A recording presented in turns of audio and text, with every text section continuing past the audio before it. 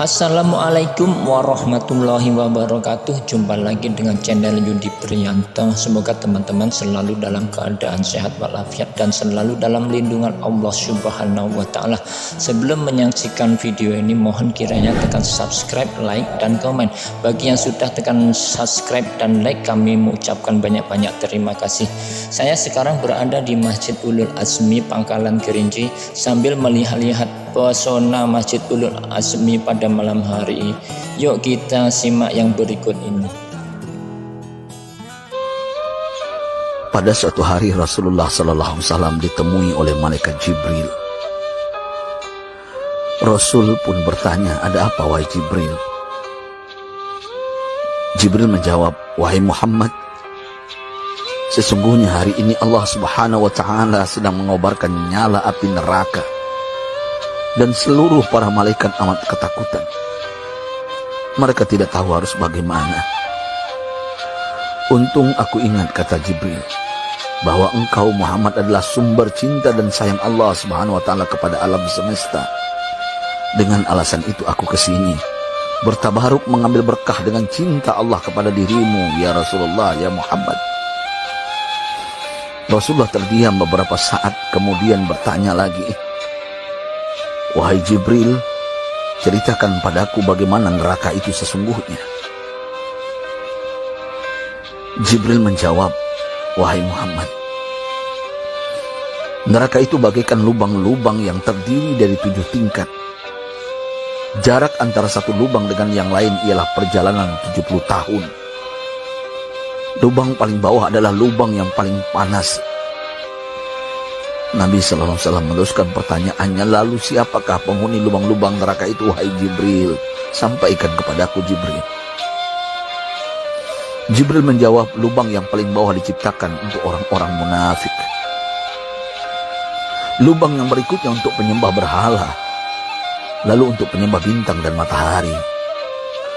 Jibril terus menerangkan penghuni tingkatan neraka hingga lubang yang kelima, tempat umat Yahudi, dan yang keenam dihuni oleh umat Nasrani. Setelah menjelaskan penghuni 6 tingkatan neraka, Jibril diam cukup lama. Rasulullah SAW penasaran dan bertanya kepada Jibril, "Wahai Jibril, siapakah penghuni neraka yang ke-7?" Jibril diam saja tidak menjawab. Rasulullah SAW mengulangi pertanyaannya, tapi Jibril tetap diam. Rasulullah tambah penasaran dan mendesak Jibril agar dijawab pertanyaannya. Akhirnya Jibril pun berkata, "Umatmu, wahai Muhammad, mereka itu para pelaku dosa besar di kalangan umatmu, yang dimana sampai mereka mati belum sempat bertaubat." Mendengar jawaban Jibril, Rasulullah langsung jatuh pingsan. Jibril merangkulnya dan meletakkan tubuh baginda di atas pangkuannya. Tak berapa lama Rasulullah SAW sadar dan langsung menangis bersimbah air mata dengan terisak-isak. Rasulullah mempertegas pertanyaannya, "Wahai Jibril, apakah benar ada di antara umatku yang masuk neraka?" Jibril menjawab, "Benar, wahai Muhammad, pelaku dosa besar di antara umatmu yang belum bertaubat." Setelah itu Rasulullah menghadap kiblat dan sujud kepada Allah dalam isak tangisnya.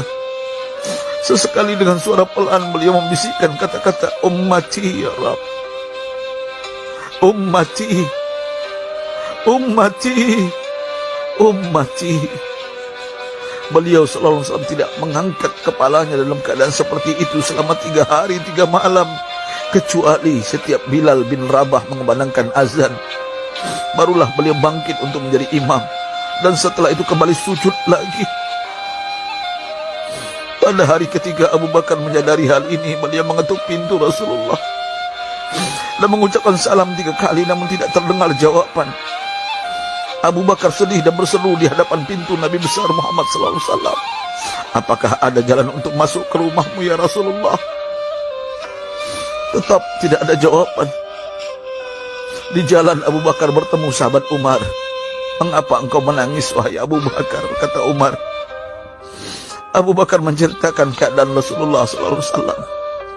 Maka Umar pun melangkah menuju rumah Rasulullah dan terjadilah hal yang sama. Umar pun pulang dan menangis. Di jalan Umar bertemu sahabat Salman Al-Farisi. Dengan terisak Umar bercerita kepada Salman hingga membuat dia amat sedih, namun tidak berani mengulangi hal yang sama.